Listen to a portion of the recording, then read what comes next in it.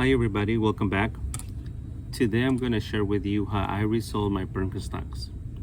So I'm not a professional cobbler.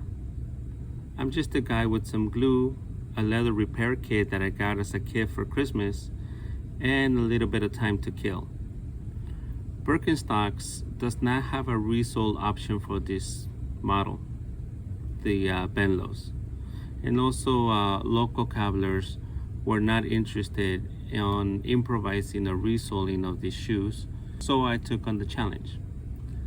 I started by cutting out the outsole, and I did it in this particular way to see how the midsole components are put together and also to get an idea on how to put it back structurally. As you can see, the whole midsole is made out of cork and is relatively thick, close to 1/4 inch. It also shows heavy wear, so the midsole takes a lot of the burden. In this particular place, the midsole is so deteriorated that it's definitely not reusable. I have to remove the whole thing and replace it with new sheets of cork.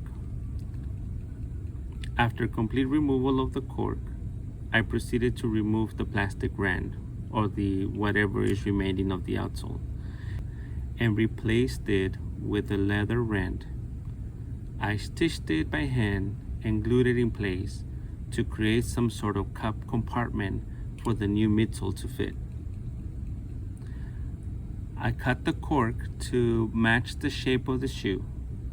I coated it with a lot of glue, as much glue as possible, to prevent the sheets from disintegrating or breaking apart when I put it back together.